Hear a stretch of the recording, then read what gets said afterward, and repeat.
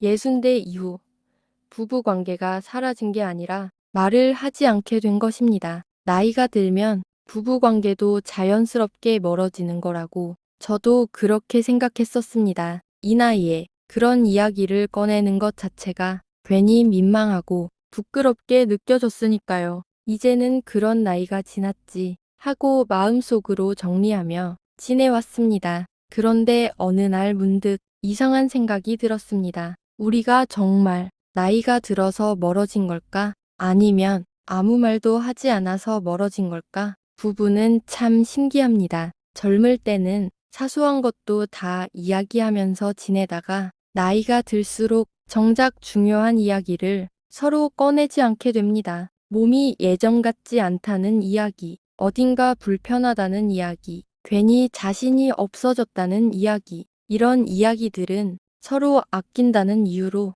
입 밖으로 내지 않게 됩니다. 제가 알게 된 한 분의 이야기가 있습니다. 60대 후반의 아내분이셨는데 남편이 자신을 여자로 보지 않는 것 같다고 속상해 하셨습니다. 그런데 이야기를 나누다 보니 그분은 갱년기 이후 질건조와 통증 때문에 관계를 계속 피하고 계셨습니다. 하지만 그 이야기를 남편에게 단 한 번도 하지 않으셨다고 했습니다. 그저 피곤하다, 허리가 아프다, 이런 말로 넘기셨다고 합니다. 남편의 마음은 어땠을까요? 아내가 자신을 싫어하는 줄 알았다고 합니다. 그래서 점점 말을 줄이고 괜히 더 다가가지 않게 되고 결국 각방을 쓰게 되었다고 했습니다. 그 부부의 문제는 나이가 아니었습니다. 서로의 몸 상태를 몰랐던 것이었습니다. 나이가 들면 몸에는 분명 변화가 옵니다. 여성은 호르몬이 줄어들고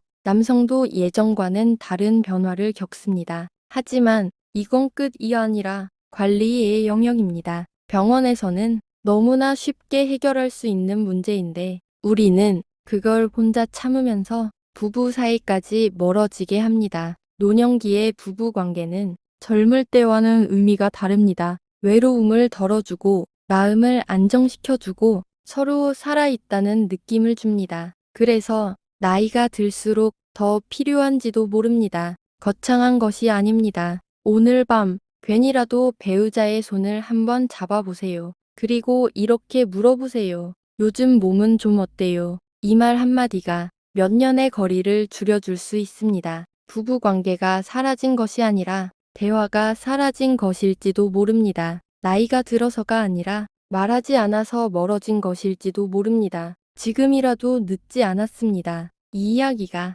누군가에게는 마음을 열 수 있는 작은 용기가 되길 바랍니다. 편안한 밤 되세요. 그리고 오늘은 배우자에게 따뜻한 말 한마디 건네보셨으면 좋겠습니다.